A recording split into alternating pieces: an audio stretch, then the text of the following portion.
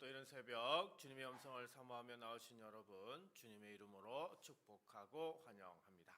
오늘 우리가 읽고 묵상할 성경은요, 이사야 4장에서 6장까지 있습니다. 이 장들은 유다의 죄악에 대한 심판과 남은 자의 회복, 거룩하신 하나님을 만난 이사야의 소명에 관한 내용입니다. 이사야 1장부터 3장은요, 유다와 예루살렘을 향한 하나님의 심판이 선포됩니다.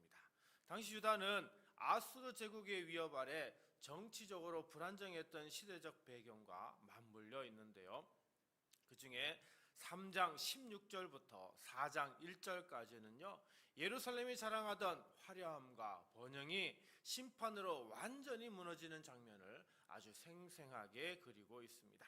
값비싼 장신구로 치장했던 시온의 딸들이여 수치를 당하고 전쟁으로 남자들이 쓰러지면서 7 여인이 한 남자를 붙잡는 아주 극단적인 상황에 이르게 됩니다.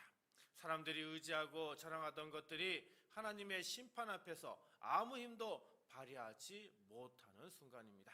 그러나 바로 그 폐허의 한복판에서 전혀 새로운 장면을 열어젖힙니다. 심판이 하나님의 마지막 말씀이 아니라는 사실을 오늘 우리가 함께 살펴볼 본문의 출발점입니다.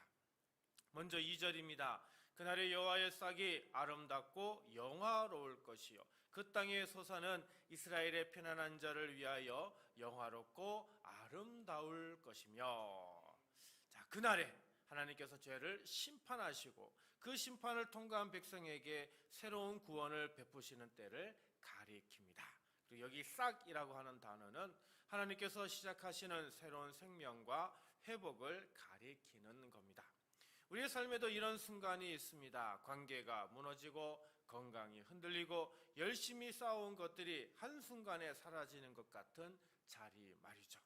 그러나 하나님은 바로 그 폐허의 자리를 새 생명이 시작되는 자리로 바꾸시는 분이십니다. 사람이 보기에 끝난 것 같아도 하나님 보시기에는 시작일 수가 있는 거죠. 더 놀라운 것은 이 싹이 그저 살아남는 정도가 아니라 아름답고 영화로울 것이라 라고 하는 약속입니다.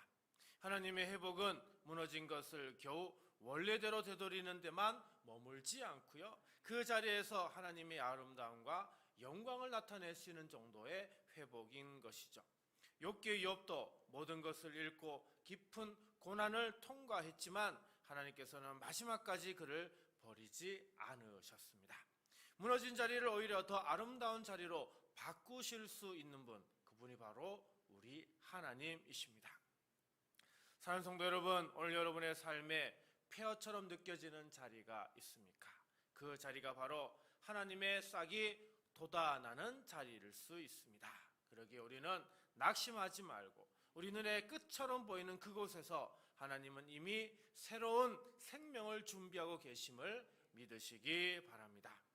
주님, 무너진 현실만 바라보며 모든 것이 끝났다고 낙심하지 않게 하여 주소서.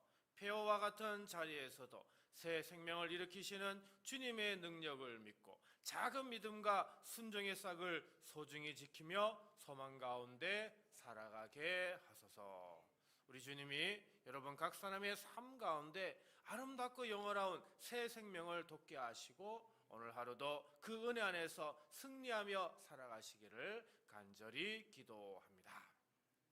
자, 그런데요, 회복에는 반드시 거쳐야 할 과정이 있습니다. 3절입니다.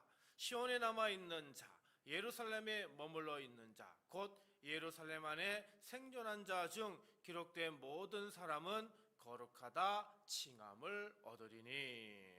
자, 시온에 남아있는 자, 여기 예루살렘에 머물러 있는 자라는 표현을 눈여겨보아야 합니다. 이들은 그저 전쟁에서 살아남은 운 좋은 생존자가 아닙니다. 성경은 이들을 향해 분명히 거룩하다 칭함을 얻으리니 라고 말씀합니다. 살아남은 것과 거룩해진 것은 다릅니다. 하나님의 회복은 단순히 목숨을 부지하게 하시는 것이 아니라 전혀 새로운 신분을 주시는 역사이기 때문입니다. 자, 그렇다면 이 거룩함은 어떻게 주어집니까? 4절입니다. 이는 주께서 심판하는 영과 소멸하는 영으로 시온의 딸들의 더러움을 씻기시며 예루살렘의 피를 그 중에서 청결하게 하실 때가 됨이라. 자, 하나님이 청결하실 때가라고 말하고 있는데, 여기 청결하게 하다라고 하는 단어는 단순히 먼지를 터는 정도가 아니라 오염된 것을 완전히 씻어내고 제거한다, 이런 뜻입니다. 시온의 더러움과 예루살렘의 핏자국까지 하나님은 남김없이 씻어내십니다. 근데 이 씻으심은 사람의 손으로 되는 일이 아닙니다. 심판하는 영과 소멸하는 영으로 이루어진다고 말씀합니다.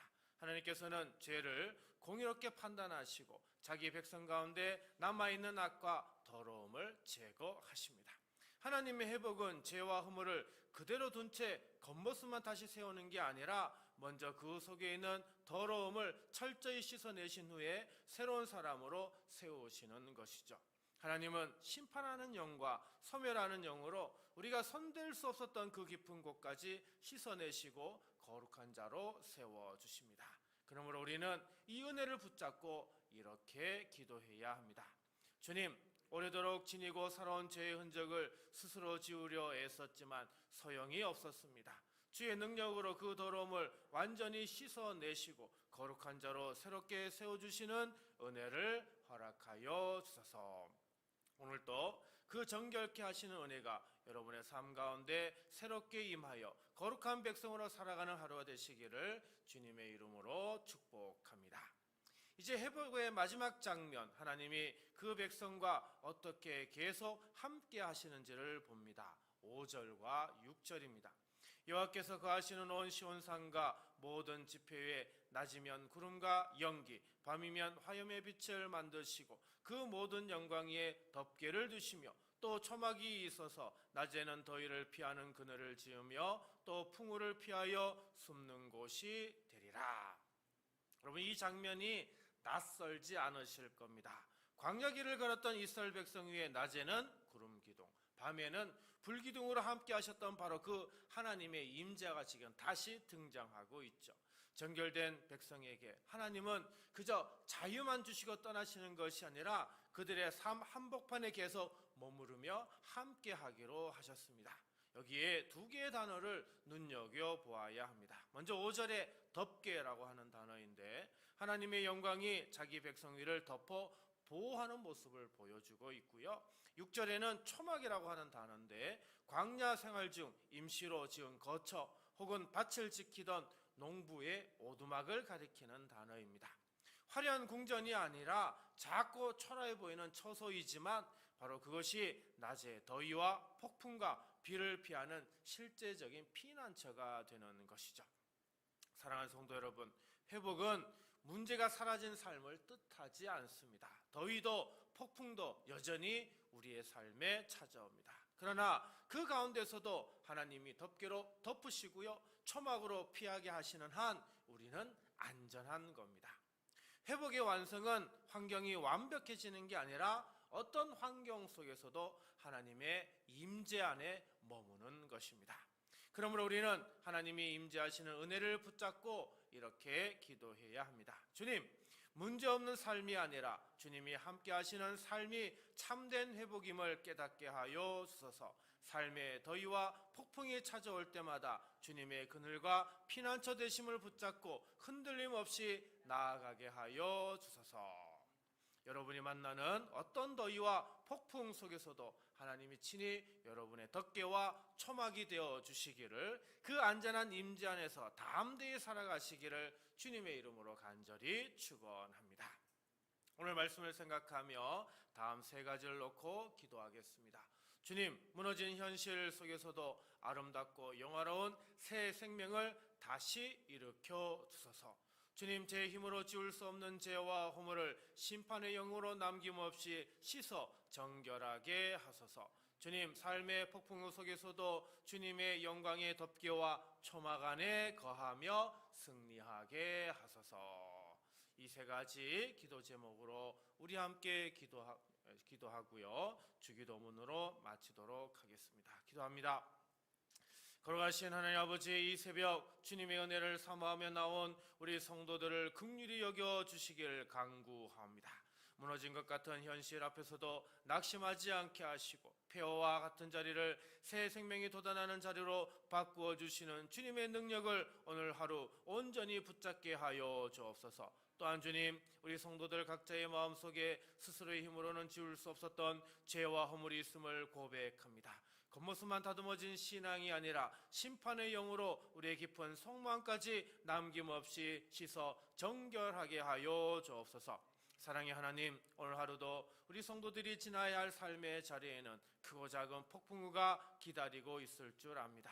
그러나 그 어떤 폭풍우 속에서도 우리 성도들이 주님의 영광의 덮개와 초막 안에 거하게 하시고 흔들리는 순간에도 결코 무너지지 않게 붙들어 주시옵소서. 우리 성도들의 피난처와 소망이 되시는 우리 주 예수 그리스도의 이름으로 축복하며 간절히 기도하옵나이다.